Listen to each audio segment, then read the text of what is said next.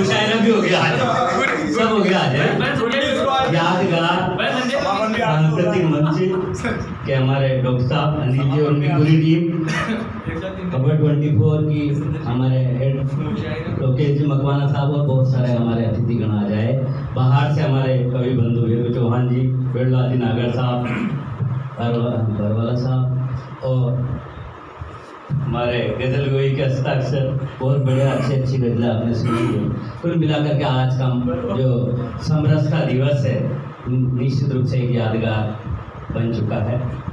और राम के बारे में बहुत सारी व्याख्या हुई, राम कितने प्रकार 24,000 श्लोकों में महाकाव्य सबसे पहला आदि कवि वाल्मीकि जी ने लिखा।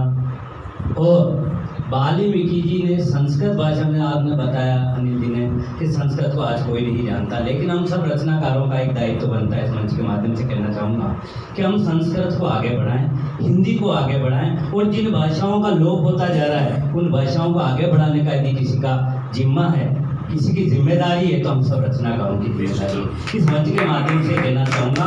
संस्कृत की महर्षि वाल्मीकि आदि कवि की रामायण भी आप पढ़ें और उसका हिंदी अनुवाद भी अब आ चुका है, तो इसमें कोई नई बात नहीं है।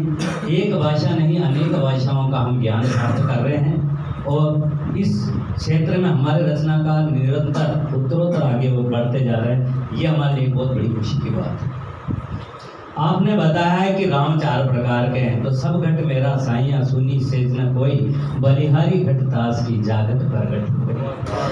ओम परम पिता परमात्मा, आपने कहा सत्य भगवान है, सत्य एकमात्र परमात्मा है, सत्य का अभाव नहीं है, सत्य का कोई अभाव नहीं है, सत्य ही एकमात्र परमात्मा है। इसलिए कहा गया है सत्यम शिवम सुंदरम, सत्य के अलावा कोई सुंदर नहीं है और सत्य ही शिव है।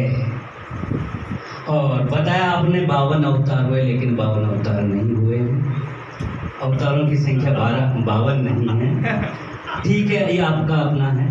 और बात आपने की है कि राम ने हमको मुख्य रूप से क्या बात बताई है, परिवार को यदि जीना है, परिवार को यदि संस्कारित करना है, तो अरुण जी अभी बता रहे थे कि भाई रामायण को पढ़ना चाहिए। और यदि उन संस्कारों को प्राप्त करने के बाद यदि कर्म में प्रवृत्त नहीं हुए, प्रैक्टिकल आपने नहीं करा, क्रियात्मक पद पर यदि आप नहीं चले, समझो कि आपने गीता का अध्ययन नहीं किया है। इसलिए गीता को धर्मशास्त्र, राष्ट्रीय धर्मशास्त्र बनाने की मांग उठती जा रही है। और यदि कर्म पद पर हमारा विद्यार्थी चलने लगेगा, हर बालक के हाथ में यदि गीता आएगी, तो निश्चित रूप से देश नव भारतीय हम 2047 की जो कल्पना कर रहे हैं वो साकार होगा और हमारी संस्कृति, हमारे संस्कार उत्तरोत्तर आगे बढ़ेंगे। एक छोटी सी रचना से आपको जोड़ूं और आज के इस काव्य पाठ को यहीं विराम देंगे। आज की काव्य गोष्ठी वास्तव में ऐतिहासिक यादगार है, फिर भी मैं कहना चाहूँगा, और आगामी काव्य गोष्ठी हम शीघ्र ही और करने वाले हैं, उसमें ज़्यादा संख्या आप लेके आएँ। हम यही कहेंगे, एक दूसरे को फोन करके आप बताएं और ज़्यादा से ज़्यादा जुड़े। बहुत सारे हमारे कवि अभी आज नहीं आ पाई है किसी कारणवश, जबकि उन्होंने हाँ भी भरी थी, लेकिन समय की बात है। देखो हाँ, कोटा में इंटरव्यू है, मैडम के भी डिलीवरी वगैरह का है, तो नहीं आ पाई है, कोई दिक्कत नहीं है। भगवान राम ने सिखाया है मर्यादा में रहना, और यदि आप मर्यादा में रहते हैं, चाहे वह देवर हो, चाहे आपके भाभी हो, चाहे भाई भाई हो, ये ब्राह्मण भी एक सब कुछ सिखाया। मर्यादा यदि किसी परिवार में जिंदा है, संस्कार यदि परिवार में जिंदा है, निश्चित रूप से वो समाज आगे बढ़ता है। मर्यादा में रहना सीखा, मर्यादा में रहना सीखो, राम ने यह दिखाया है, घोर पापी रावण को भी कैसा सबक सिखाया है। पंचवटी में रहकर राम ने पर्यावरण बचाया है, पंचवटी इसी नाम से जानी जाती है। आज हम पर्यावरण बचाने के लिए कितनी मेहनत कर रहे हैं, ये काम तो सतयुग में भी हुआ है, राम ने किया ना। और ऋषि मुनियों की सेवा में तन मन भी लगाया है, बंदर भालू और रीछ की सेना को सजाया है। सेतु बंध नल नींदे पत्थर सागर में तैराया है, भक्त विभीषण के मन में राम का नाम जगाया है। असुरों को मार लंका का उनको राज दिलाया है। कुल मिलाकर के पूरे रामायण मर्यादा पुरुषोत्तम राम ने मर्यादा की स्थापना करने के लिए लिखी है। बलशाली हनुमान ने विकराल रूप दिखाया है, अशोक वाटिका उजाड़ कर लंका को जलाया है। माँ सीता को दे मुद्रिका, श्री राम का हाल सुनाया है। त्रिजटा ने स्वप्न सुना, सीता को विश्वास दिलाया है। पहले से त्रिजटा को स्वप्न आ गया था कि राम आ रहे हैं, चिंता की कोई बात नहीं थी। जितना हल्ला करना था रावण कर चुका है, अब समय खुशी का आ चुका है। तो श्री राम आ गए लंका में, शुभ समाचार सुनाया है। राम रावण युद्ध का आंखों देखा हाल बताया है। मन ही मन सीता जी ने दर्शन श्री राम का पाया है। अवधवासी कैसे होंगे इस प्रश्न ने खूब सताया है। सबके दिमाग में एक बात चल रही थी, यहाँ तो युद्ध चल रहा है लेकिन हमारी अयोध्यावासी किस हाल में रह रहे होंगे। ये प्रश्न सीता जी के, राम जी के, लक्ष्मण जी के, सबके दिलो दिमाग में था। गिद्धराज जटायु का वर्णन राम कथा में आया है।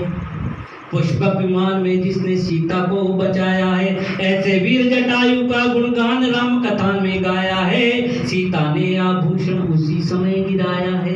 एक एक आभूषण चिन्हित करते हुए जा रहे थे। असुरों के उद्धारक राम ने जीना हमें सिखाया है। रामचरित की घटनाओं ने पग पग पर जगाया है। अग्नि परीक्षा देने का जब भी वक्त आया है, झूठे जग के सम्मुख तनिक त्याग कामना आया है। कितना त्याग किया सीता ने। सीता ने भी यही सोचा होगा कि जब मैं अयोध्या में जाऊंगी, भगवान श्री राम का जिस प्रकार से स्वागत होगा, काश वह स्वागत भी मेरा भी होगा। लेकिन हुआ इसका उल्टा, सीता को अग्नि परीक्षा से होकर के गुजरना पड़ा। और आज भी सीता को अग्नि परीक्षा देनी पड़ रही है। हम रचनाकारों का दायित्व है नारी को पूरा सम्मान मिले, ये काम हमारा है। अंतर का रावण है जिंदा, बाहर पुतला जलाया है। अंतर का रावण है जिंदा, वेरुलाल जी सोने का समय नहीं है। अंतर का रावण है जिंदा, बाहर पुतला जलाया है। काम क्रोध लोभ मोह ने जीवन भर सताया है। बाहर के दुश्मनों को मारना आसान है, लेकिन अंदर के जो काम क्रोध लोभ मद मोह है, इन पर विजय पाना, इन विकारों पर विजय पाना ही इंद्रिय जीत कहलाता है। मन सहित 6 इंद्रियां, 5 इंद्रियां एक मन, 6 इंद्रियों पर जो काबू पा लेता है, अंतर का रावण तभी आपका जलेगा। इसीलिए कहता हूँ सुन लो, घर घर रावण समाया है। इस रावण का वध करने का आज वक्त फिर आया है, आज वक्त फिर आया है।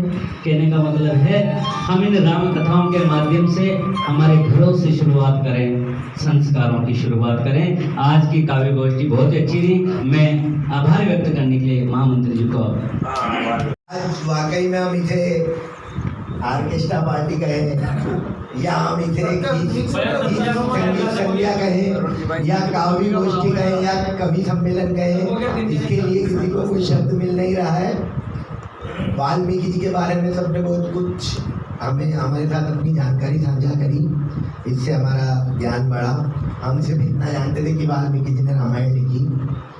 तो हे संतों के संत, संतों के संत, ऋषियों में महर्षि, कवियों में जो आदि कवि कहलाते हैं।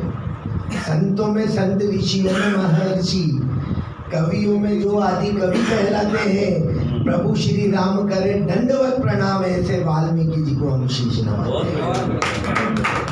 जब प्रभु राम वाल्मीकि जी के आश्रम में गए तो उन्होंने बिल्कुल दंडवत उनको प्रणाम करा। तो प्रभु वाल्मीकि जी तो सब जानते थे कि भगवान का रूप है। उन्होंने कहा अरे प्रभु आप ये क्या कर रहे हो, मुझे पाप का भागी बना रहे हो। उन्होंने कहा नहीं, मुझे धरती पर आने से पहले आपने मेरे इस रूप की रचना की, आप मेरे गुरु और रचयिता हो, इसलिए आप दंडवत प्रणाम के अधिकारी हो। तो हे संतों के संत, ऋषियों में महर्षि, कवियों में जो आदि कवि कहलाते हैं। प्रभु श्री राम करे दंडवत प्रणाम, ऐसे वाल्मीकि जी को हम शीश नवाते हैं। कुछ लाइनों में लिखिए थे त्रिकालदर्शी। हम में से जो भी आए हैं सबने गूगल से ज्ञान प्राप्त किया, तो उसमें से मैंने भी जो थोड़ा बहुत कि थे त्रिकालदर्शी महर्षि वाल्मीकि, संस्कृत में रामायण थी लिखी। थे त्रिकालदर्शी महर्षि वाल्मीकि, संस्कृत में रामायण थी लिखी। और तेज चेहरे पे अनूप स्वयं थे प्रभु का रूप।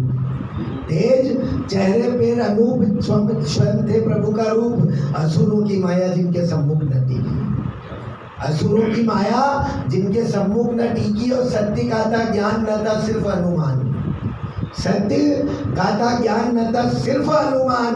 जो भी घटा राम संग उसका पूर्व में था भान। जो भी घटा राम संग उसका पूर्व में था भान, अनंत काल से जो है शाश्वत प्रमाण, क्या कलयुग के मोड़ लेंगे राम पे संज्ञान। कुछ लोग जो पूछते हैं और कहते हैं कि राम कब हुए क्या हुए, उनके लिए मैंने व्यंग रूप में आखिरी पंक्तियाँ लिखी कि अनंत काल से जो है शाश्वत प्रमाण, क्या कलयुग के मोड़ लेंगे राम पे संज्ञान, क्या कलयुग के मोड़ लेंगे राम पे संज्ञान। हनुमान जी पे 4 पंक्तियाँ सुनाकर मैं आज की इस काव्य टिकाइयों को समापन करूँगा कि शक्ति जिनकी भक्ति करती, शक्ति जिनकी भक्ति करती, ऐसे शक्तिमान प्रभु, और ग्रंथों में न समाये लीला, करूँ मैं क्या गुणगान प्रभु। शक्ति जिनकी भक्ति करती, ऐसे शक्तिमान प्रभु, और वेदों में न समाये लीला, करूँ मैं क्या गुणगान प्रभु। और सूरज जिनकी चाल रोक दे, सूरज अपनी चाल रोक दे जिनके एक इशारे पर, सूरज अपनी चाल रोक दे जिनके एक इशारे पर, प्रभु राम के भक्त निराले मत वाले हनुमान प्रभु, प्रभु राम के भक्त निराले मत वाले हनुमान प्रभु। आप सभी यहाँ पधारे, आप सबका अखिल भारतीय साहित्य परिषद बहुत बहुत आभार व्यक्त करता है।